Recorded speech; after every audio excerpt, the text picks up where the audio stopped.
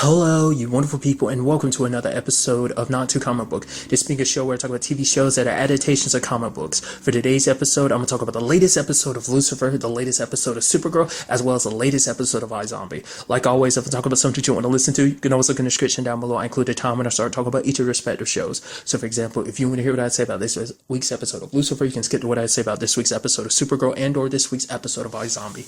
But first, I'm going to talk about this week's episode of Lucifer, a great episode. A lot of things went down this episode. It's kind of interesting because we got a little bit of a it plays into the story is Charlotte's dreams. Like, she kind of got her hell loop, and this time it's got Dan in it.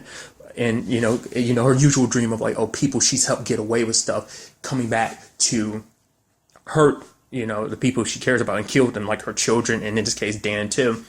And this all coincides with this case that deals with one of the guys that pops up in her dream. Apparently, she burned some evidence 13 years ago, kind of back when she wasn't the person she is now.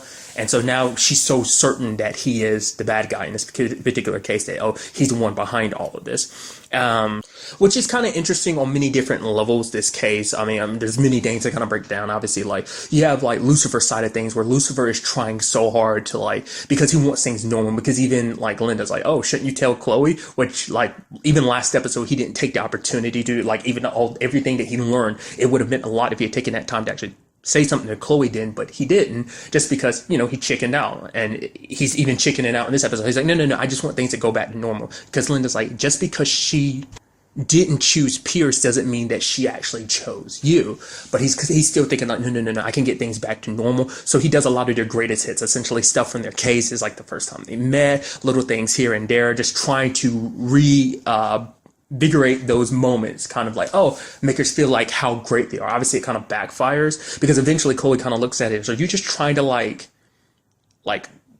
essentially shit on everything that we've ever done. You're trying to mock that. He's like, no, like, he thought by doing this, he'd make her see like, oh, how good we are. Like, we were great then, we are great now. But for Chloe, it's like that normal ship is actually more of a problem for her. Because she ends up talking to Ella about it, because Ella has the biggest, like, she feels the worst about it. Because she's like, oh, it's my fault that things kind of went down the way they did. But it's kind of interesting with Ella's perspective, too, because for her, when Chloe kind of admits, it's like, actually, like, because Chloe, obviously, this whole situation, it seemed like it was all about Pierce. It's like, oh, having to see that person every day. That's what I kind of interpreted it as, but it's like, no, she was talking about Lucifer that entire time. Like, because she knows how she feels about Lucifer, but she's just so pissed because she's such an idiot about it, not realizing anything. But Ella didn't realize it's, so because for her, it's like everything's been about Lucifer. Why she said yes to Pierce, like, I figured as much. And even why she said no was about Lucifer. And Ella felt bad because it's like, oh, like, because I was so busy trying to work on a bachelorette party, I didn't actually ask the question, like, because, Ella was like full for it. It's like, yeah. But she didn't ever question Chloe in any separate way. Like, are you sure about this? So I guess in the long run, Charlotte did kind of help by bringing up a lot of those questions because it, it made her think about something she didn't really thought about. Like, am I just jumping into this for the wrong reasons, So, what she kind of was. It didn't mean she didn't care about, like, Pierce, but that's not where they were yet, So... And all the while, you have the other side of the story where you have, like, Amenadiel and Charlotte, because Charlotte's trying to do whatever she can to, like, because she knows that Forrest is kind of a bad guy. And she just needs a way to prove it. She goes to her old law firm. Obviously, her and Amenadiel are there for information. But I think she still kind of spoke a lot of truth in what she was saying, basically. Like, oh, we think we're doing the right thing, but it's like, we're just as guilty as our clients. It's like, the fact of the matter is, hell is real. There are consequences for us defending these terrible people, So... Which is also kind of interesting because they had a moment too, because Charlotte was kind of like, oh, how do we know if anything worked? And admitted, I was like, well, if it worked, I'll become an angel again. But she's like, until then, you're immortal too. And he brought up something I didn't even really thought about. I was like, if he dies, where does he go? Because even he's like, I don't even think I'll go to heaven, because he isn't an angel right now. He is more mortal, so he could die and go, where would he go? Because it made him kind of realize just how the same humans and angels were. The fact of the matter is they're just kind of... That because even as an angel, he doesn't have all the answers. That he's stumbling through this just as much as humans are. Angels don't... They've never been in... they don't know what God's plan is. They're just kind of like... for him, it's like all he had was hope and faith to kind of lead him. But it's like... And that's exactly the same thing as humans. And it's just, he never put that together because before, Amenadel probably looked at humans very differently than he looks at them now. I mean, he looked at them probably as just kind of like, oh, like this is all part of Father's plan. I mean, I don't need to know the details. All I have to do is be a loyal son. It's a situation of like Amenadel never kind of thought for himself. It's always just like, oh, what is God plan? What does God want? I mean, the fact of the matter is like, legitimately, I don't remember, but did God even send Amenadel to come get Lucifer back? Or was that something Amenadel just kind of took upon himself? I don't remember. Maybe God actually sent him, but I think it was more so like Amenadel just as the firstborn son, as, God's favorite, he just kind of took that upon himself, that responsibility. So, because I don't ever remember that actually being a thing of God, him actually, maybe he did. I don't ever remember that coming up in season 1. Maybe it did. I'm just blanking. Nevertheless. But together, him and Charlotte, figure out this whole situation with Fortress. He's basically an abuser. He's been doing this for a long time. He abuses women he's in a relationship with, and then he tries to pay them off and stuff like that. And there's one particular lady that died, but, Forrest wasn't connected to the case because it was probably because I think it was like an affair situation, the lady Joni, and that's what kind of connects this case because the dude that she was with at the time, that she was, he was going to propose to her, AJ, basically, he's the one that killed Forrest's current wife, Devin, because she snuck up, because he was actually coming there to kill Forrest, but Forrest wasn't there because he was off having an affair with another lady that he's abusing, so Devin surprised him and he accidentally killed her. Like, he just got out of jail and everything and found out the truth behind all of this, so it wasn't even like he was doing it for like all the time he lost. He was doing it for Joni because he knows that Forrest was the one behind it. So he's kind of going away to jail for killing an innocent person in this whole situation. It's just kind of just sad, messed up circumstances. And thanks to Charlotte, she was able, her and Chloe worked together and they got the confession from him and now he's going away for it. Which at the same time made Lucifer feel bad because it's like, oh, Chloe interrogated the guy without her and even took down the bad guy too. Bad guys in this case. Obviously, AJ's situation is just very complicated, but nevertheless, like, it's like she doesn't need me, Which made him finally realize, like, the fact is, all this time you spent with me isn't because, like, you needed me. You never needed me. You just like spending time with me. Like, you just like being with me. And that made him go, I've spent so much time trying to run from what I really want to say, and that's how I really feel about you. And he admits, like, I'm scared that you won't like the other side of me, this other monstrous, devilish side of me. Even going as far as saying, I am the devil, but Chloe's like, Lucifer, you're not to me, And they kiss, so... Because for him, it's like he still wants to show her the truth. Like, he wants to tell her the truth, but in his current state, he can't reveal what he really is because of the whole wing situation, which kind of played a role in an interesting way, too. Once it kind of going back to the whole Amenadel thing, because he was kind of thinking, like, maybe we're the ones that kind of really have control. We're kind of like, that God has nothing to do with this, but Lucifer still kind of thinks, like, no, Father has reigns in all of this, so... A lot of other interesting things. I'm kind of skipping all over the place, so I do apologize. You had the whole situation with Mazikeen going to Pierce. Pierce is kind of continuing their plan, but changing up a little bit. Basically, he wants to kill Amenadel so he can get back his curse. And once he does that, he can be immortal again. That way, Maze can kill him, frame Lucifer, destroy Lucifer's life, and then Lucifer will have no choice but to take her back to hell. Which she was all for it.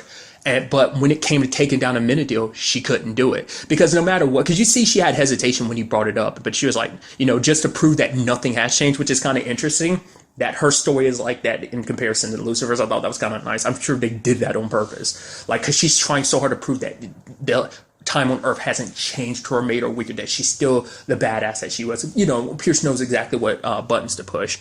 But when it came down to it, she could. Because I think no matter what the situation is, because she won't admit it, but obviously, like, the reason why the whole Linda and Amenadel situation hurts so much, not just because they did it behind her back in a lie, it's because those are two important people to her. Like, obviously, the way she feels about Amenadel, she would never admit it, but obviously, she still cares about it, and obviously, Linda being her best friend, so that's what made that situation complicated. It's just kind of a situation of, I don't want to be with you, but technically, I think I kind of want to be with you, but I don't want anyone else to be with you type of thing, so. But, Amenadel was kind of like, it's not too late to kind of turn things around, because she was like, oh, she doesn't know why things are the way they are. And he's like, it's not too late to be forgiven. And I guess hearing that and him trying to comfort her made her kind of feel bad because she's like, I can't do this to him when he's, being so genuine with me. So, which led to her and Pierce fighting. I even love Pierce's reason for like, yeah, because he couldn't go against Amenadiel by himself, because it's like, yeah, last time we went toe and toe, he kind of killed me 9 times, which is very impressive considering the fact is he was mortal at the time and he still kicked your ass.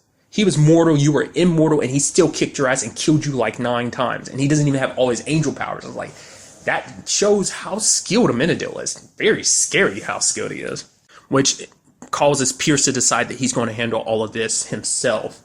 He drugs and knocks out Mazikeen, and he goes to try and kill Amenadiel. After him and Charlotte have like this whole heartfelt moment, because it's like, because both of them bonded over the fact that we're kind of both broken. We're kind of lost in all of this, you know, her worried about going to hell, him worrying about his whole situation, because he realizes like, I've been selfish in this entire time. Everything I've ever done is for my father to give me back my wings. That, you know, it's kind of what I've talked about before. Like the reason why I believe Cain lost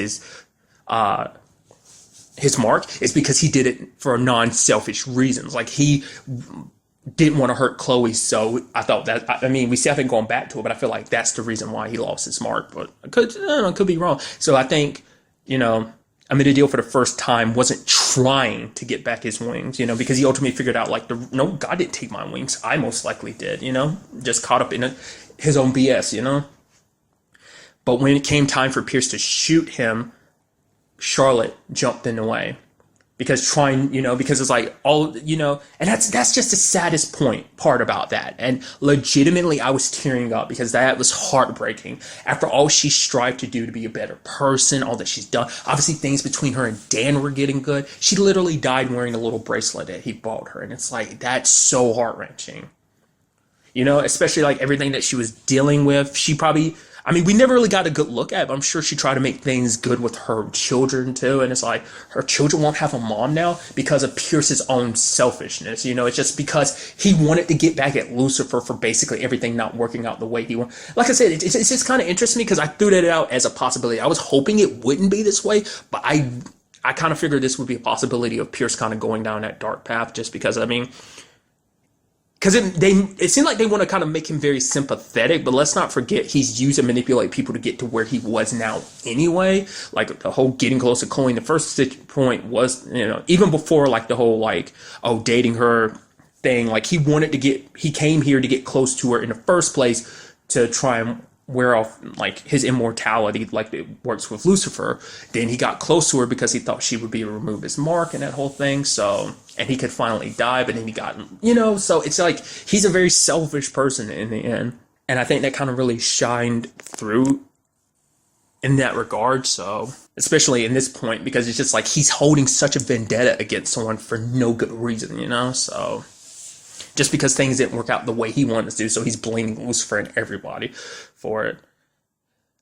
But sadly, Charlotte dies, and it sucks that it ends that way for her. But in that moment, Amenadiel holding her, like his wings come back. Like I said, because I think for the first time he was caring about someone else. Because even the whole situation with Lucifer and Chloe is like he was doing that because he was, you know, so concerned, you know, because like, oh, this is part of my test, you know. He kind of jumped all on that, and I think the reason he got his wings back because for the first time in a long time he wasn't being selfish. That, you know, he kind of learned a little bit about himself. Like obviously his perspective changed on a lot of stuff, and I think him caring for and helping Charlotte kind of right things kind of made things right for him. So he grew his wings back and he was like, let's go home. So I only assume he took her to heaven, which is kind of interesting because it's like, it's even something that Amenadiel was kind of like, we can't do that. But I think for him, it's like, I don't care. Like whatever the situation may be, you deserve to go to heaven after everything you've done, being the person you are, trying to make things right. He probably just like, screw the rules. And you see the devastation at the end where you see like Chloe coming to the crime scene, Dan holding her body.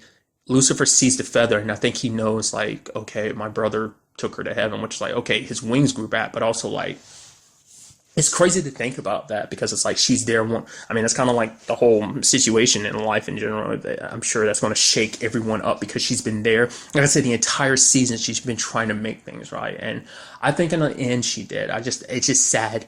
It's beautiful and it makes you a little happy, but at the same time, it's just sad that it's still, end it this way, because for her, it's like she didn't want a second chance. She's like, I got my second chance. Asking for another one would just be greedy, you know, it'd be too much. And it's just like, but I feel like you deserve another chance. Like, your chance was robbed from you, but maybe this is the grand plan or something like that. I'm curious to see how Lucifer 100% reacts next episode with all of this. Because obviously it's going to be about tracking down her killer. We know Pierce is behind this.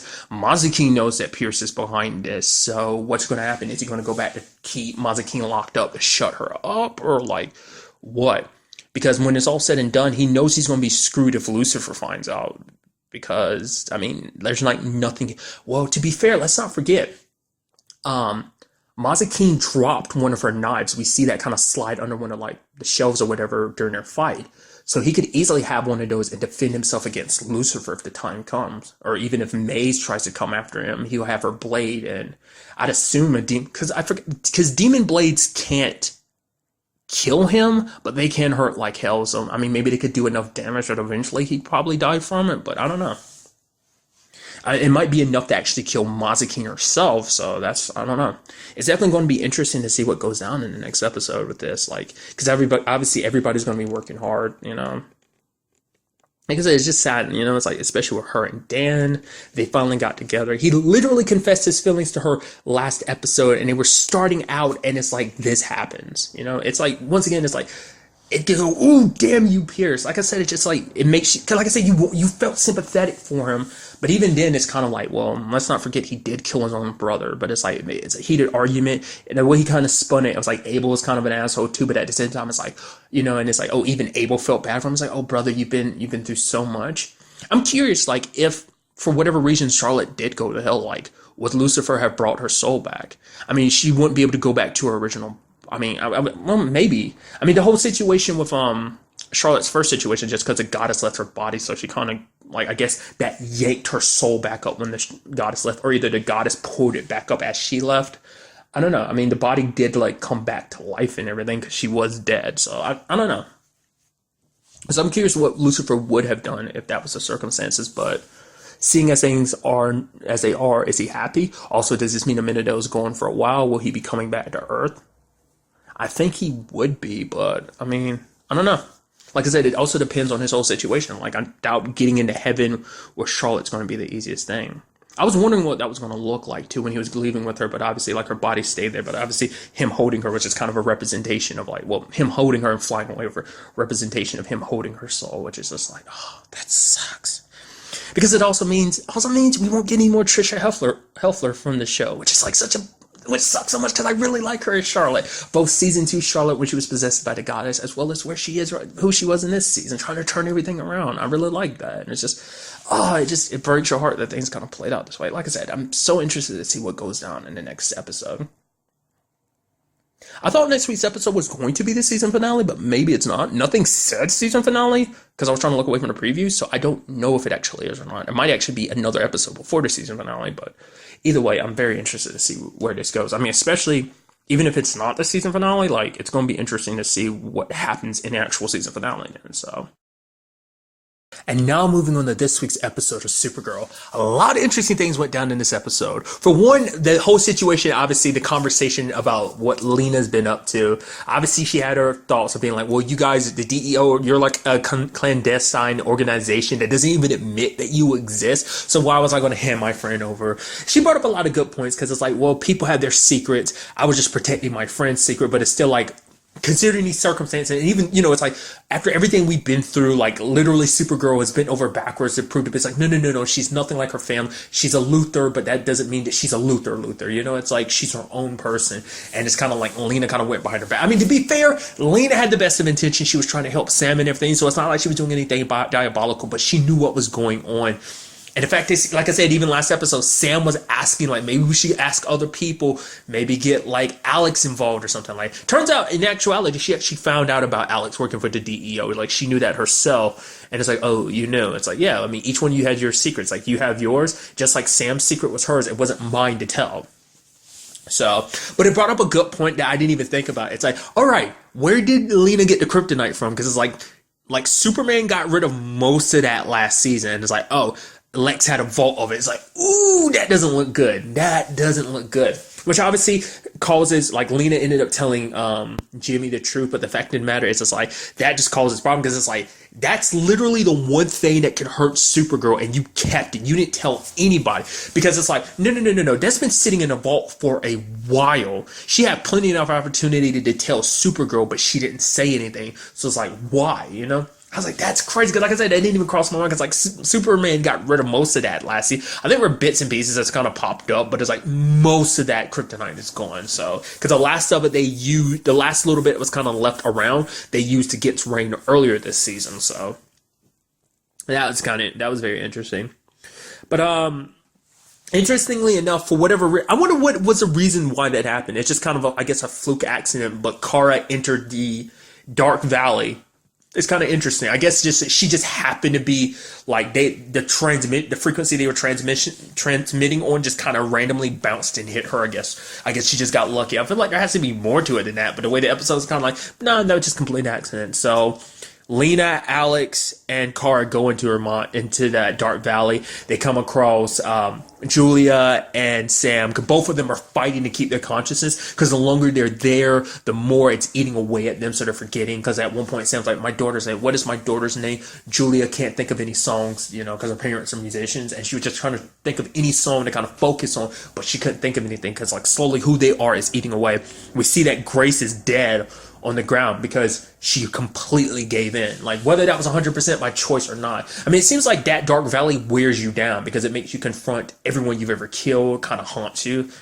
There's even those like Kryptonian demons that we saw one of. I mean, you've seen them kind of flashing around. It's kind of interesting because it seemed like they never attacked Julia or Sam, but maybe they're the actual ones, like the voices that they heard and the forms they took on. Maybe all those people they saw and heard like were actually the Kryptonian demons just manifesting as them, because it's like maybe they feed off of your fear and your doubts and your concerns, and maybe that's what that was all about.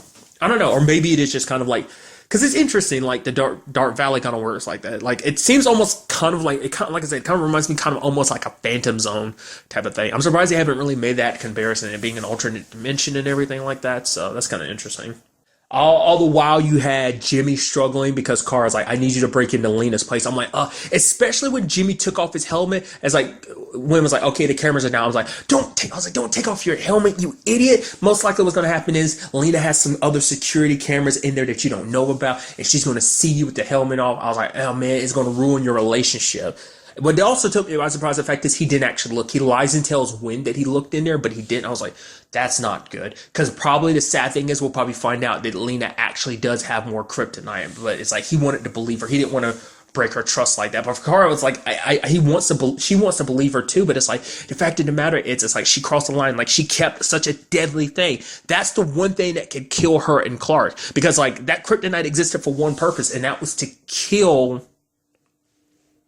Clark. So, which also, like, because the thing in this universe too is that Clark and Lex are friends. They were good friends. So I think that was also because that was something Kara, like, because obviously the whole secret thing came up, and then like Lena was like, okay, then what's your name? It's like, well, it doesn't kind of do me any good for my family, like for Luther to know our name, because I think Lex knows who Clark really is, I think, because they were friends and everything. Because I know in Smallville he ended up finding out. And I think that's kind of like the continuity they're slightly going with in this series. So I think that was kind of the whole thing with it. So, but it might be one of those situations where Lex hasn't let anyone else know, because that actually pops up quite a bit often. Like, kind of like the Joker knows who Batman is in some storylines, but he doesn't say anything to anybody because he doesn't care. It's just kind of part of his little sick game. So it's like, maybe that's it for Lex. Is like, he might know who Clark is, but he's like, I don't care knowing that you're Superman. I'm not going to let anyone else have that knowledge, because I want to be the one to destroy you. I don't want anyone else coming after you. It has to be me, type of thing. So I don't know. It seems like this episode might be, because this episode seems like it's definitely like heading the story in the direction of Lena soon to find out about Kara. I mean, I'm surprised it hasn't come up so far, because Lillian knows. She just didn't say anything to Lena just because she wants Lena to find out on her own. Because obviously, if Lillian said anything, Lena would probably just think she's lying. But then it's like, if Lena finds out for herself, like she said it last season, it's like, oh yeah, the moment it comes out, it'll destroy your relationship because she'll be pissed at you for lying to her for so long. I wonder, will that be true or not, considering like the whole situation of like, oh yeah, like everyone's got their secrets to keep. I'm still sure there's going to be Lena who's like, I mean, to be fair, she hasn't told Kara everything, so. But luckily, Sam was able to help them because she was able to kind of fight back, and she was able to kind of possess Rain, to be Rain's body to kind of let them know where they were. Sadly, they didn't think about the fact that, oh yeah, if Sam's over there, that means at that split time, Rain's going to be there too. So that's kind of interesting. I love that all the warriors showed up. Monel, Imra, Kara, John, and Alex with the new gear. Like, obviously the suit seems like it's more, I'm sure it can probably take a punch. I think that's probably like, I'm sure the suit's kind of meant to be like made from material so she can, take a punch too. But it's also like, yeah, you're out there with all those super powered people. It's gotta suck. And then like Alex is like, yeah, you're super filling me with confidence while I'm off trying to, go with the others for this fight. And it's like, he hooks her up with a gun that got some like mad. I'm curious, does it have any other ammunition or is it just that like one explosive fire? But she also has like magnetic like stuff. So obviously, it helps her get the gun, but I'm sure it can also be used in other means too. I love Brady being like, for one, this Legion ring is super expensive. It's more expensive than his entire ship, and that hurt. So I like that. Also, I love the fact is that Lena kind of took over, and Brady's like, no, it doesn't work like that. Well, actually, it works exactly like that. I mean, kind of shows you just how smart Lena is, that she can even put, Brainy to shame with how she handles things. So... But it was nice kind of seeing that fight kind of turn out. I mean, sadly, Kara's at a disadvantage because of the eclipse and everything. She's not fully charged. She's still in a weakened state. So things are kind of one-sided in that fight. Julia took over long enough to... What's kind of interesting, too, is even though she was in that state... Because normally when you take over the consciousness-wise, like, you can't access the powers. Because it seems like maybe... Sam's DNA is different than the others. Maybe that's what that's kind of implying. I would assume they're all the same, but maybe their situations are a little bit different. Because the moment Julia got control, she was able to use the ability. So, sadly, Pestilence kind of hurt her enough to the point, it killed her. But she literally used her power in Pestilence's face and killed her. To be fair, it's like there was nothing left but Pestilence anyway. So, but the sad thing is Julia sacrificed herself. I was kind of hoping that maybe she could live, but it's like, no, like those wounds, I guess, were so much they ended up killing her. Everyone, like, obviously, Emma and the others are happy because it's like, oh, this is over with. Pestilence is dead. Immediately, my brain was like, yeah, but are we completely ignored? Did no one else see the fact is that those lights from them went into Rain? I can only assume that means Rain absorbed their powers. So it's probably not just her own powers. She probably has Purity and Pestilence's powers as well. So it's 3 in 1. So Rain was already very beastly before, but probably going to be even more so. I mean, I don't know. Maybe it just manifests itself as strength, but I'm kind of thinking like the trick to this is going to be like she can actually use their abilities. So meaning eventually Rain will give birth to the Blight instead of it being Pestilence. That's where my mind is, but maybe it is just pure brute strength. So we'll kind of have to see. I mean, the fact of the matter is Sam is still in there holding on strong, for the sake of Ruby. But sadly, Ruby is the target because like to make sure putting into this once and for all, they've got to kill that human side of Rain needs to kill the human side of herself, and the only way to do that is kill the one thing that keeps Sam in control, and that's Ruby. Once that's gone, Sam will submit completely, and as we can see, once that happens, you're gone forever. So I guess she was in a weakened state, because also something I was thinking about too is, well, Monel was training Kara, but she didn't seem like she was implementing that yet, so maybe it will come up in a later episode, because also let's not forget she wasn't at full strength either, so... Unless she was handling her own, even though she wasn't at full power, but still. So, we have Lena and Supergirl kind of being on good terms again, because it's like, phew, okay, Lena, you're not, okay, like, you learn from Wynn, who learned from Jimmy, like, oh, there's no kryptonite in there, quote-unquote, no kryptonite in there. And so it's like, okay, we're good again. But then immediately, that gets turned completely upside down when Jimmy was like, okay, I'm gonna tell you the truth. I'm Guardian. It's like, okay. I was like, wow, I wasn't expecting you to actually tell her. I knew you felt guilty and everything. It's like, oh, that's interesting. And then he tells her everything. I'm like, wow. You even telling her that Supergirl asked you to do this, but you didn't do it. And it's like, wow, dude, you really, that's, ugh. for one, that wasn't your business to kind of tell. Like, I get it. You're feeling guilty about betraying your girlfriend, you know, because for him, it's like I said, he talked about it too. Like, he was the one that kind of pushed Lena to be like, no, she's a Luthor. That's obviously because he's got, you know, baggage when it comes to Lex. But, you know, over these past 2 years, he's come to be like, look at you. You're nothing like them. Like, you've proven me wrong so many times that you are very different from your family. So now not only does she know that Jimmy is Guardian, that probably also sets it. Well, I don't know if she already knows that Jimmy knows who Superman really is. I don't know if that really clicks in her head or really she really knows that. I mean, definitely, like, she knows he knows Supergirl, but probably doesn't know, like, how they know each other. But the fact is, him being Guardian might cement it even more. Like, oh yeah, you actually really know who she really is. It might not just be like, oh, you come together to fight. Sometimes it's like, no, you know each other's identities. Which I doubt Jimmy would tell her. I mean, Jimmy might, just because, because for Jimmy, it's like, no, that's got to be Kara's secret. It's got to be her time to tell her when she's ready, you know? So all that's kind of on the table. I was like, okay, that's a big enough secret. Because I was like, yep, wait for it. It's like Lena said, I got to tell you something. It's like, yeah, you got a vault full of kryptonite. Actually, no, she made the kryptonite, which is kind of interesting. We haven't touched on that at all, like synthetic kryptonite. That hasn't popped up in the story since season 1. Because that's when Kara kind of went a little crazy. That's kind of something else kind of similar to Smallville, because like all those different type of meteor fragments, well, kryptonite fragments that kind of did different things to Kara. Like the red ones kind of drove him a little like crazy. It kind of made him more give into his desires, and kind of his inhibitions were kind of lower. Kind of the same thing for Kara. She was kind of driven more to the dark side type of thing. So, but it's interesting that kind of makes sense. Because I guess because all of Lex's kryptonite was confiscated. If not, her Lena's mom has them somewhere too. So, I mean, nevertheless, but that's what's kind of interesting, the fact that she could make it, which is very sad. Because Jimmy also knows that. For one, will he keep this secret from Kara? But the fact of the matter, it's an important secret to, like, you know, let Kara know about, because it makes this situation even worse, because it's not only like, oh, you got this kryptonite which was hidden away and you didn't say anything. It's like, no, you purposely made kryptonite the one thing you know that could kill me. Did you know it would work on Rain, or did you just kind of hope? Did you already have it stockpiled just in case something happened? Even if it was entirely for Rain, like, no one will not be shocked. You can't be too shocked that someone might jump to the conclusion like, oh, you were saving that up for Superman or Supergirl, like. And I'm sure Jimmy doesn't want that to be an issue, so he's probably not going to say anything about it. But if Lena brings up any more kryptonite in the future for whatever reason, if any more kryptonite pops up for any reason, maybe Lena stashed some away and it got stolen and it pops up for whatever reason, that's going to come to bite Lena in the ass.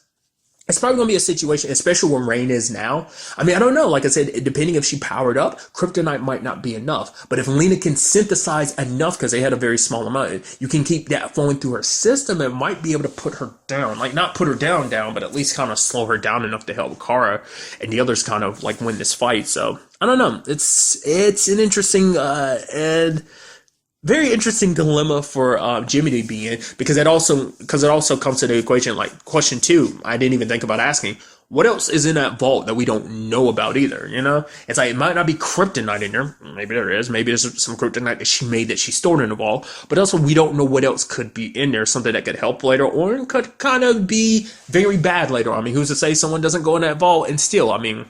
Stuff gets stolen from people all the time in these type of shows and stuff like that. So, something that you didn't mean to get out has a tendency to get out. So, we'll see. It's going to be interesting. I'm also curious about Morgan Edge. I guess just because, like, Adrian Pasdar is off, doing his thing as Talbot on Agents of S.H.I.E.L.D., so I guess that's why he kind of hasn't popped up. I want to say, when was the last time he popped up? Was that the mid-season finale was the last time we saw him? He's popped up more recently than that, hasn't he? I think, yeah, because there's a whole thing about him saying that Lena was coming after him thing. So wasn't that after the mid-season finale? I don't remember. When it came back from the mid-season premiere? Maybe. I don't remember now. It's kind of all blurring together, so. Either way. But that's not the only thing we walked away from this episode. There's also Mon-El. Because obviously he feels bad because he can't do anything. It's like, I can't help Kara. I can't hold her. Like, what am I supposed to do? Because he doesn't want to hurt Imra. That's his wife. But it's like, his heart is divided in the sense that it is, because he married Imra, he made a promise. But me personally, I think if your heart is so divided, then, like, legitimately, not just because I want Mon-El and Gar to be together. It is that, so it's a part. But I also think it's like because of that, like you shouldn't be married to someone if your heart is so divided like that. But I'm sure also for him, he doesn't want to do anything that would cause more harm to, Kara, because it's like all he would do, especially because like an off chance he doesn't ever like, if he had, like I said, I don't know where he's going to end up. I'd assume he's going back to the future because he's supposed to be kind of leading the Legion. So I don't know whether my mindset has always been he's going to end up going back. So we'll ultimately see. But especially for Imran, because it's like, oh no, we're done. Like Pestilence is gone. Obviously, everyone that was affected by the Blight is back. Even her sister. But then, like, Mon-El's kind of making excuses like, will we even be able to get back? But like, you see the conflict in him because it's like he doesn't know what to do. His kind of heart's kind of split in two. It has been ever since he's been back. Obviously, it's definitely going to be interesting on that front too. But like I said, it's most like, because I wonder, do they have a Gideon of their own? Because Gideon, like that whole little room that Gideon's in on the Flash kind of gives you access to like future events. I don't know if that's something I don't know if they have access to that type of technology. Because it's like, how do you exactly know what kind of future you're going back to, So it also begs that question too, because it's like, oh, well, Kara didn't do, the Blight happened. Obviously, she failed at what she did, but then kind of turns into that whole time loop thing where it's like, well, because that you ended up going back in time and helping Kara solve the situation so that you can come back and create an alternate timeline, but that timeline still exists and created that whole loop situation, like a loops. Confusing things. It kind of goes into a, circle, loops and everything. But nevertheless, it's just something that's crossing my mind. Like, is that it? Like, are they going to end up going back to the future and then finding out things are kind of the same and then popping back and be like, nothing changed? Like, how could that be? And maybe they find out about Rain like that. I don't know. We'll kind of have to wait and see. Very good episode. Like I said, that Lena situation is probably the thing I'm looking forward to the most, to find out, like, what's up with that. And also the whole Rain situation, so. And now moving on to this week's episode of iZombie, a great episode. It actually took me by surprise that they brought Benitello back just to end up killing his character off. Because it's interesting, because I think the last time we saw his character was in season 2, and like I forgot what the circumstances were, but basically he was threatening Clyde because basically, oh yeah, next time you need help, help might come a little slower. Nothing ever came from that. I thought something would, but it didn't, and now we pop him back into the show just to kill him off. That's kind of interesting. This episode was so good because it's so like fourth wall breaking, because obviously Liv, Ravi, Isabel, and Levon kind of all watched Zombie High, that TV show, in the show, and I love it because it's like, they're like, oh, look at the characters are so like referential and stuff like that. They're just kind of all smart and witty and stuff like that. Obviously referencing the show. So I'm like, this is so good. And he makes a joke. Ravi's kind of like, yeah, I kind of like the villain, even though I know he's a bad guy. He's always up to something. I just can't help but like him. And it hard cuts to like Blaine laughing, like, ha. I'm like, oh, they do it so many times. There's a dude with the whole Baracus murder situation. The tech dude's like, whoever did this was a genius. Hard cut it down and being stupid. I'm like, it does it so many times and it's so good. Probably one of my favorite bits in the episode is when Liv is like, this, you'll see, the city doesn't need, I don't need the city needs me. And she puts on the shades and you hear it, yeah! He's like, sorry about that. I stubbed my toe. I was like, that's so good. On the off chance anyone doesn't know, that's kind of referencing CS Miami. Basically, David Caruso's character, anytime he has like in the cold openings, he has like this one-liner, and he put on a shades, and it hard cut to the intro to the song, yeah, to like the theme song of this show. It's so. I was like, oh, the little things here and there was so good. And also, like Robbie was like, one of the episodes is popping up on like while they're binging, and he's just like, oh. God, it's one of those episodes you can tell that they ran out of money partway through because they don't show, they cut away from certain things and then they cut back and they're just kind of like talking about what went down. Hard cut to Clive doing that exact thing twice in the episode. It's like the most action-packed thing and standoff moments Clive has ever had, and we never get to see him. We just get to hear him talk about it.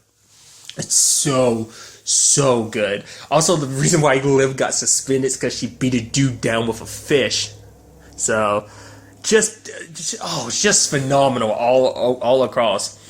What I also loved about this episode too, for one, we got AJ back. We haven't seen him in a long time. Was that like season 1? And it's kind of interesting because he brings it up in the episode because obviously he's the dude that Liv beat the crap out of because she knew martial arts. Interestingly enough, he's like one of the first people to found out about Liv being a zombie. Obviously he didn't know about zombies at the time. Obviously now he knows what she is. But it's kind of interesting because I remember like I have a vague memory of it. Like, he tried to tell people, it's like, oh, her eyes went all red and stuff like that. But people thought he was just lying and being crazy because he didn't want to admit that he got beat by a girl was kind of the whole thing. But it's like, yeah, he was one of the first people to kind of be like, oh, zombies are a thing. So that was just kind of interesting. I mean, obviously at the time he didn't recognize that. But I also love that he's the dude that Benedetto super glued his butt to the chick, because it's so messed up, because Benedetto died in like a confessional. He's like, yeah, all of that weird sex stuff, I glued a dude's ass to a toilet seat. I mean, it's like he kind of deserved it and stuff like that. It's like, wow, couldn't happen to a nicer guy. I also love that Liv and Robbie were making jokes like, oh, I guess he died hard. Oh, I guess it was a good day to die hard. It's so good. It's actually kind of interesting because I talked about it, was leading to it, like the whole Clive situation. Basically, the entire case was solved through Clive's side of things. So that wasn't even a big part of the episode, which is just, I just love how they constructed this episode. It was so good.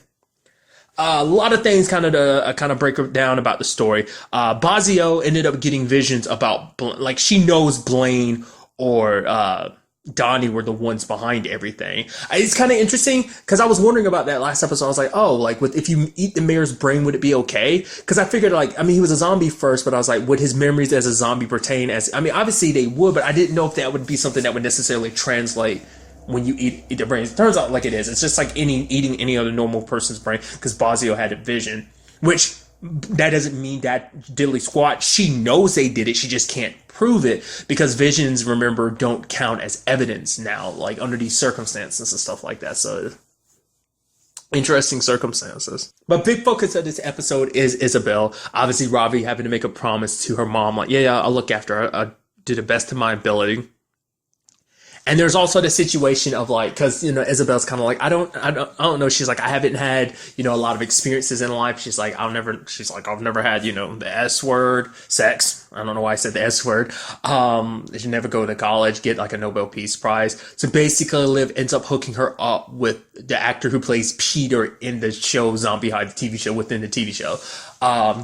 And they start, like, Robbie's super pissed. He's like, what? You hooked her up with that whole situation? And he's there kissing and everything. He's like, you can go. And he's trying to say something. He's like, oh, Isabel, you're so, and then Robbie closed the door in his face and everything, which Isabel really appreciate, because it's like, oh, like, obviously, like, she's trying to have her fun, but at the same time, it's like, I also appreciate the fact it's because you care. I love that he kind of went on dad mode and everything. It's like, oh, you can't trust actors. They want people's attention and stuff like that. So it's like, who's to say anything that they do or say is genuine? It's like, oh, Liv is like, oh, because he's like, oh, how old is he even really? And Liv is like, he's 18. He's like 2 years older than Isabel. It's like, or he claims to be, like, actors, they lie about their age and stuff like that. It's him being very protective. It's kind of cute, him being like that for her. So another part of the episode is about one of Liv's coyotes, Curtis, being captured. He was getting married, having a baby and stuff like that.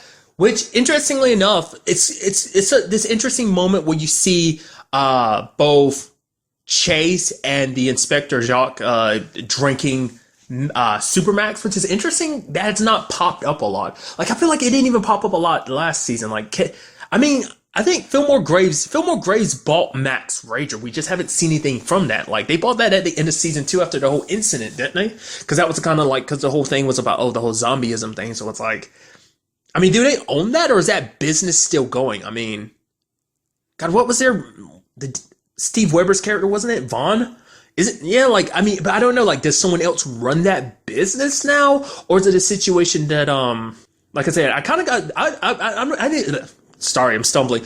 I didn't really think about it in a while, but I was like, I guess it just kind of was under the impression that, Max Rager kind of bought them out. I thought that was kind of the whole thing Chase's sister was kind of doing last, at the end of season 2 / parts of season 3, but I don't know. I mean, it's just like, this is the first time it's ever popped up, because I was wondering about it, because like, Chase is in a good mood this episode. He's kind of usually down and just kind of like not really all there, and this is just, I guess, because he just seemed kind of like, woo, like kind of all in it, and it's like, well, that kind of, it's like PCP for zombies, so kind of gets you amped up. I mean, it's kind of, well, acts like an energy drink, but like it's super potent for zombies. Like I say, I think the last time we saw it was like Liv and Justin drinking it last season. That might have been the only time. I don't know. I don't remember. So it's just kind of interesting. it makes me wonder, like, it's just a little thing, but it makes me wonder, is that going to turn into something bigger, or is that just kind of being a subtle plot element of being like, yeah, that's still a thing. We don't really talk about it a lot. It doesn't pop up a lot, but do know that that's still kind of existing in this universe. So, I don't know. Sadly, Curtis was captured, but interesting enough, he did a smart thing. Instead of giving up Liv, he ended up turning it all on Angus. But obviously Chase knows he's lying, but obviously Liv came to rescue him, but like he was like, no, that's not gonna work. But the only thing he can do is like Liv could turn him to a zombie, that way they can't eat his brain. I was like, that's super smart on his part too. Plus framing Angus, like that all worked out very nicely. Kind of speaking of Angus, took a very interesting turn this episode, because Angus, being kind of a new man, he's like, oh, your mom would be so proud of the, situation we're in right now. Oh, we're eating dinner together. We're just having these moments, this time, all the good we're doing. He even ends up, I guess she was a babysitter or kind of a housekeeper or whatever. He brings that lady in at the church and he eats, like he basically talks about, you abused my son. It's like, oh, like you did such terrible things to my son, and I looked the other way. And she was like, he was a monster. She's like, oh, and what's wrong with monsters? Kind of referencing the zombies and stuff like that. And everyone ends up killing the lady and eating her. And you see Blaine in the crowd almost look like, like touched. Because it's interesting, because I think for the first time in a long time, ever in his life, Blaine's dad was actually treating him nicely. Like, it seems like this whole situation might not be a facade. Like, legitimately, Angus has kind of swept over. I did like the whole, like, him looking for, it's like, oh, you're looking for zombie Jesus, huh? And it's like, oh. Which part of me wonders, like, obviously he's kind of looking towards Blaine, because it's like, oh, God's got his eyes on you, Blaine. But it makes me, if anything, there's part of me that makes me wonder, is that going to sway over to Liv and anything? I just get the feeling, just with her kind of being in the middle of all the zombieism stuff, like I feel like Liv might kind of be, especially because she was like one of the first zombies in Seattle too. I mean, to be fair, Blaine was kind of there. Well, yeah, because he's a reason why she became one of the first. Nevertheless, it's just kind of interesting to kind of think about. But I think that's going to be something going forward. I find very interesting. Like Blaine is kind of being swept up, and he's even playing the piano, singing an Amazing Grace, because like I think him and his dad are actually having a bonding moment. They're actually growing from this, so. It's definitely going to be interesting. Like I said, not unless this is Angus playing an angle where he's just trying to make his son feel better, and then when the time comes, he's going to strike. Like Blaine's going to let slip some information he shouldn't. Because it's interesting, because it's something I misinterpreted about the episode, the show, that with the whole Isabel situation. I was thinking like, oh, we can have a cure. It's like, no, Isabel isn't a cure for zombieism. Obviously, those are still out there. Because I thought it would be kind of interesting, like having Isabel's a cure and already other cures out there. It's like, no. Hers is an immunity, basically the same situation as Ravi, except Ravi had the backlash of like, well, every like month he turns into a zombie for a bit, but then eventually he kind of kicks back to being normal human. Also, really quickly, I forgot to note it. I love the fact is that Liv only like eats Benedetto's. I literally said his name 50 different ways. Benedetto. Because I've said it so fast, my words kind of slur together. I literally said his name like 15 different times this episode. But I love that she ate his brain just normal. And they're like Robbie kind of looks at her. She's like, what? I didn't feel like cooking. It's like, right. She always cooks the brains. Like I said, it's just such an episode. I guess it's like, if you want to keep up with their joke, it's like, oh, they had to cut corners on the episode or something like that. That was so good. I feel like this is the most the show has ever been referential like that. I mean, to be fair, it's like a TV show kind of reflecting the show to a certain extent, so it gives them room to, it's just a whole thing. I love the bits in it. But nevertheless, it's a more preventative measure. She's not the means of wiping out zombies. She's just kind of there to prevent zombies from ever becoming more. It's kind of what Isabel's whole immunity thing is. Still, even then, Ravi still can't 100% figure out what it is in her system that prevents her from turning into a zombie, so. But even if she isn't a cure, I think she could still be looked at as a potential problem, because that means zombies can't become more. And there's even the whole situation of the cures, which I'm sure, like, if Angus found out about when he destroyed them, because it's like, oh no, we can't have some weapon that could end up killing our brothers and sisters type of thing. It's also interesting that perspective he gave. It's like, oh, humans should be thanking us, because that we literally fight our temptations to bash their heads open to eat their brains. It's like, oh, okay, that's one way to look at it. It's kind of interesting too, because it seemed like obviously Inspector Jock is kind of there looking at things. I kind of got the inkling that he was kind of getting sucked up into it, but who knows. It was also interesting to find out that the one behind Roach and everything, the one that Major's trying to get close to, finding out about this whole skimming brains operation, turns out it is AJ. Even though he gave that line in the episode where he was like, yeah, my dad died in prison. I don't want to have a life like that. Clive believed him, but Liv on Benedetto brain was kind of like, are you kidding me? Obviously, he's lying through his teeth, which turns out it is a case. I love that they brought that character back just to kind of make them kind of like a stay villain. I was about to say, like, who is it? Who is it going to be revealed to be? I was like, it can't be like Mr. Boss or something like it. Turns out, no, it's not. So that's definitely going to be interesting going forward. That kind of ties in with the other side of things. Obviously, Major figuring it all out about Liv. At first, he's like, oh, you're co-conspirator, sure. And it's like, no, you're a renegade. And he was very harsh about it, too, because it's like, oh, look, of course it'd be Liv, the first one to jump at anything just because she can't feel anything, just because her life is kind of empty. She has to fill it by doing some good, which is like, ugh, that's kind of an asshole thing to say, Major. But to be fair, he was coming from a position of like his life was almost in danger because they put a tracker on him, and if that had gotten found out, like, he'd be the one in danger. Because it's something I think Liv can kind of see, but at the same time, it's just like under the circumstances, kind of like, yeah, you used me. Like, you could have, not only could you gotten yourself killed, but you could have gotten me killed. Like, obviously, that's the first thing that came out of his mouth. Is like, you could have gotten yourself.